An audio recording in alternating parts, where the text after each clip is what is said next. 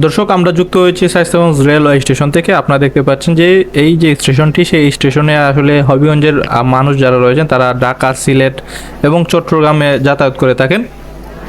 যদিও এই স্টেশনটিতে টিকেটের সংখ্যা কম রয়েছে, তারপরে কিন্তু হবিগঞ্জের মানুষ যারা আছেন তারা বিভিন্ন সময় স্ট্যান্ডিং টিকিট দিয়ে কিন্তু যাতায়াত করে থাকেন। আপনারা দেখতে পাচ্ছেন যে অন্য দিনের তুলনায় কিন্তু যাত্রীদের সংখ্যা আজকে অনেক বেশি দেখা যাচ্ছে।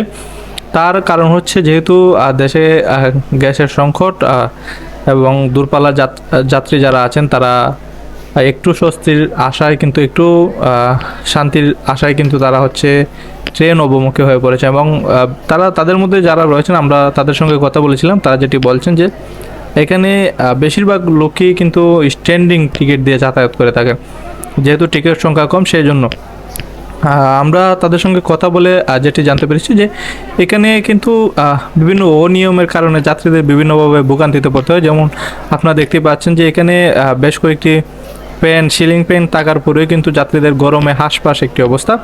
এবং তারা যেটি বলছেন যে তারা অনেকক্ষণ এখানে বসে আছেন, তারপরেও এই যে ফ্যানগুলি সেগুলো চলতে দেখেননি। তারা আরও যেটি বলছেন আমাদেরকে যে এখানে পানি খাওয়ার জন্য কোনো টিউবওয়েল বা বিশুদ্ধ পানির কোনো ব্যবস্থা নেই।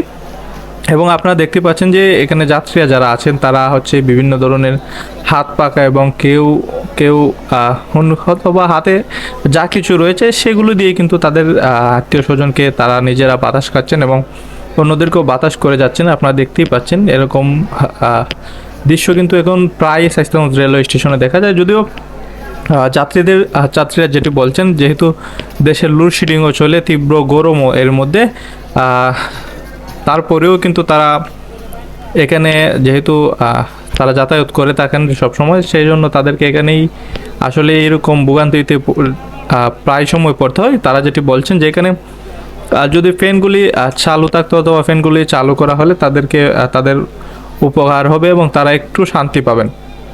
এবং যাত্রীরা যেটি বলছেন যে ট্রেনের এই যে ট্রেন স্টেশনটি সেটি যদি আরও উন্নত মানের করা হয় এবং আরও সুযোগ সুবিধা দেওয়া হয়, তাহলে হচ্ছে যাত্রীদের ভোগান্তি কিছু কমবে এবং তারাও একটু শান্তিতে ভ্রমণ করতে পারবেন, এমনটি কিন্তু যাত্রীরা প্রত্যাশা করছিলেন।